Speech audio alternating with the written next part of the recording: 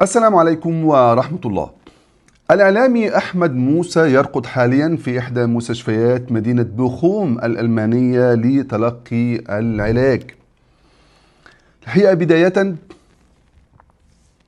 هذا رأيي الشخصي، أنا لا أتحدث عن مرض أحد ولا عن موت أحد.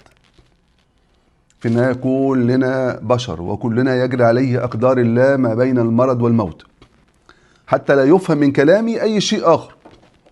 وللجميع الحق، لكل الناس الحق ان هم في التعبير عن ارائهم سلبا او ايجابا كما يروا. انا بكلمكم عن رايي انا الشخصي. انا بتكلم النهارده عن احمد موسى وعن بصفته اعلامي مصري وشخصيه عامه وواحد من رؤوس الحرب في نظام عبد الفتاح السيسي وواحد من اهم ابواق السلطه. في النهايه بتكلم على شخصيه عامه، وبالتالي ده رقم واحد. رقم اتنين، أنا بتكلم أيضا على الفارق ما بين الأقوال والأفعال حتى عند المرض. والنقطة الثالثة اللي هتكلم فيها هو ليه تم إخفاء طبيعة المرض وطبيعة المكان. هو ده سر حربي ولا سر عسكري؟ يعني ما كلنا عادي بنعيا، يعني إيه المشكلة؟ إن حتى الآن لم يعلن لأحمد موسى ولا المقربين ولا المركز الطبي عن طبيعة مرضه، عن طبيعة تلقيه العلاج الآن والعملية الجراحية اللي بيعملها، وليه دخل مركز صحي طبي فني دقيق في ألمانيا. ثم أنا بتكلم من منطلق أيضا العلاج في مصر والعلاج في أوروبا.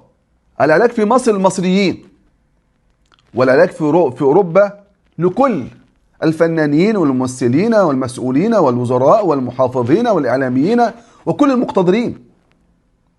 فأنا بتكلم من هذه الجزئية. طيب، احنا عرفنا مرض أحمد موسى منين؟ احنا أحمد موسى بقى له فترة مختفي عن الشاشات، وما نعرفش أصلا إيه. قال لك ده أصل دي أجازة صيفية، ثم أحمد موسى قال لك ده في وعكة صحية وإجهاد يعني كده شديد فهاخد أجازة، ثم اتضح إن هو في ألمانيا لتلقي العلاج وكأنه سر حربي وعسكري. أقول لك بمنتهى الأمانة، بدون أنا بحاول أكون صريح معاك في كل حاجة. لا، أحمد موسى خايف من الشماتة، خايف من شماتة الملايين من المصريين والعرب فيه، لأنه يعلم تماما أنه أكتر واحد شمت وأكتر واحد للأسف الشديد خاض في أعراض وأمراض، وعند ممات الكثير من المعارضين للسيسي من الشرفاء والأحرار. يكفي ان هم يوم وفاة الرئيس محمد مرسي الله يرحمه برحمته الواسعات طلع قال لك مات الخاين، مات الارهابي، مات مش عارف المجرم، مات الجاسوس مرسي، وقعد يشنع في موت رجل من اشرف وانزه وافضل الرؤساء اللي شافتهم مصر على مدار عصورها، بل شافتهم المنطقة العربية. الراجل اللي قعد سنة واحدة يتقي ربنا في هذا الشعب. فأحمد موسى أنا عارف طبعا واحد من أسباب إن هو إنه مش عايز يكشف مرضه، إنه عارف إن كمية الشماتة فيه وكمية الناس اللي هو خاض في أعراضهم وخاض في أمراضهم وخاض في مماتهم كتير جدا جدا. فدي واحدة من أسباب إن هو يحاول إن هو يخفي مرضه. إنما إحنا أهو حاولنا نتطقص ونشوف ونسأل ونشوف المرض ايه، وهقول لكم دلوقتي على طبيعه المرض وطبيعه المكان اللي هو بيتعالج فيه.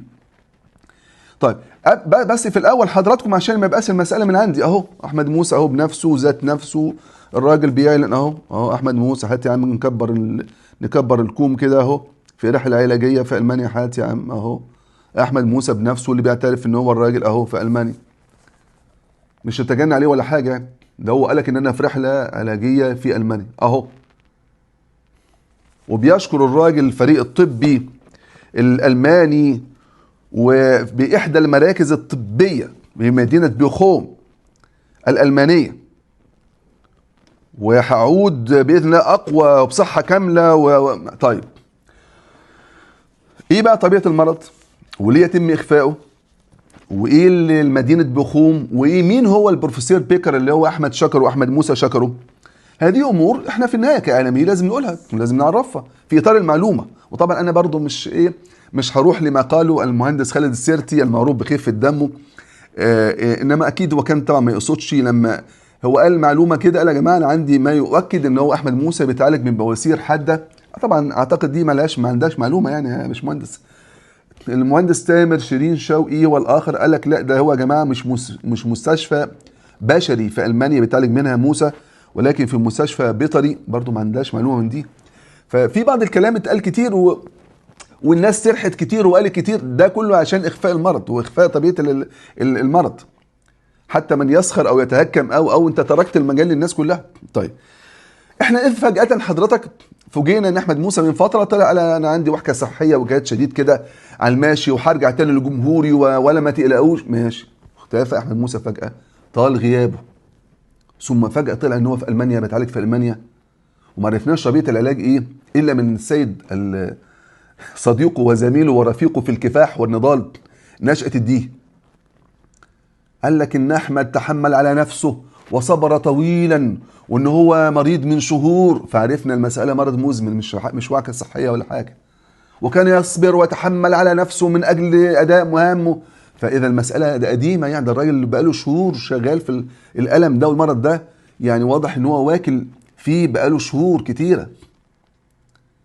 وطبعا قال ادعوا له بالنسبه لنشأة ادعوا له وحاجه زي كده. ثم خرج احمد موسى بنفسه ذات نفسه عشان يقول ان انا في المانيا وان انا بتعالج.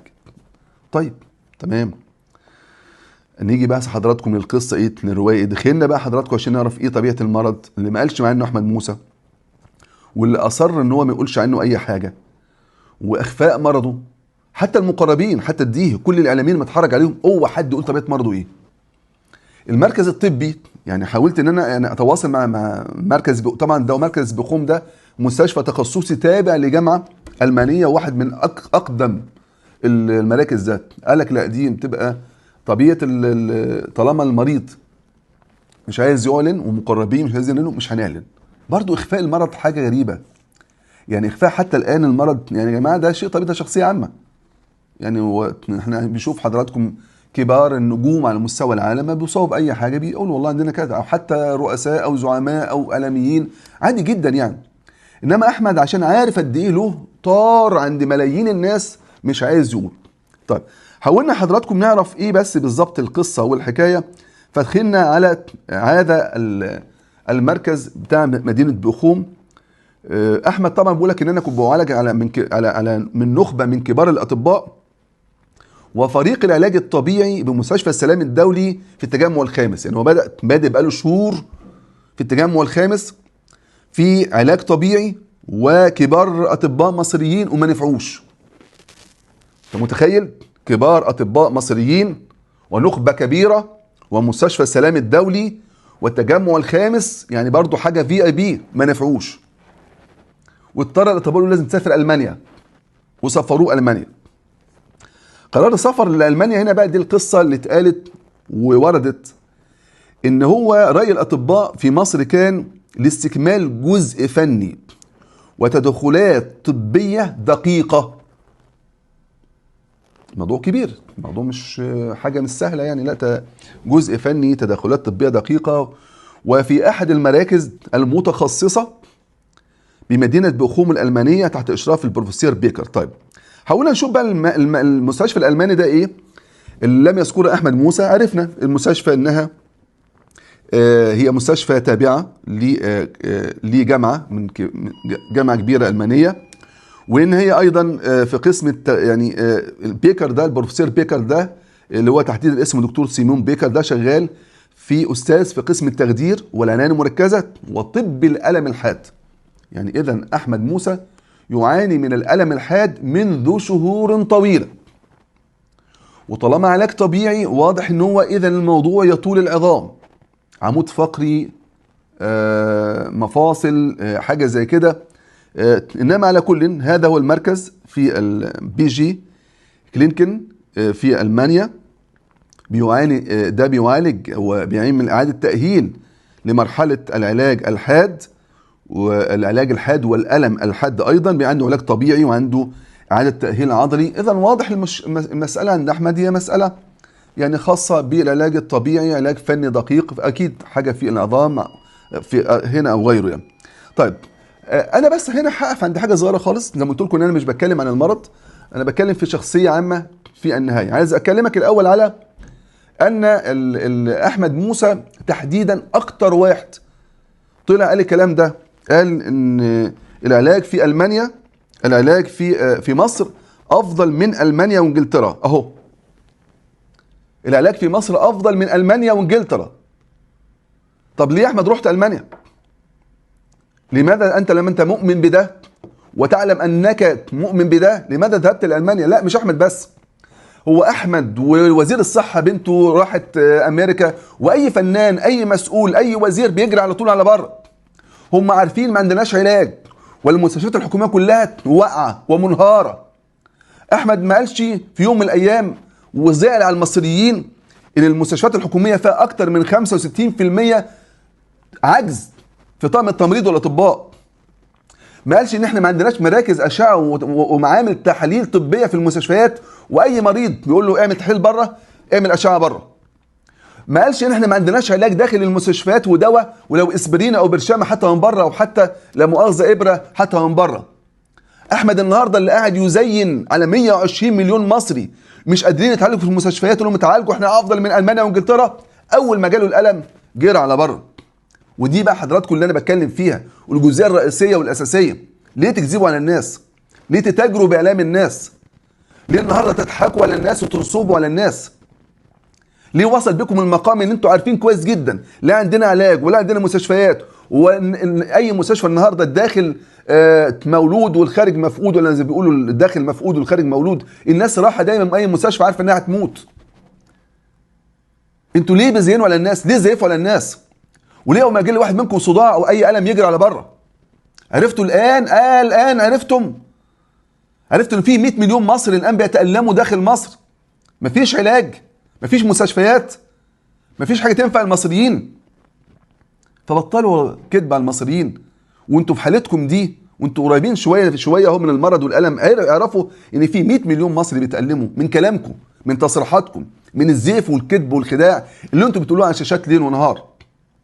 كل الاحوال ربنا يا رب يشفي الجميع، وربنا يشفي مرضانا ومرضى المسلمين، وربنا يعني يا رب يعني يجعلنا في يوم من الايام نتكلم افضل عن انجازات، ما نتكلمش على الام ولا عن امراض، ولكن انجازات حقيقيه على ارض الواقع. بشكركم شكرا جزيلا، السلام عليكم.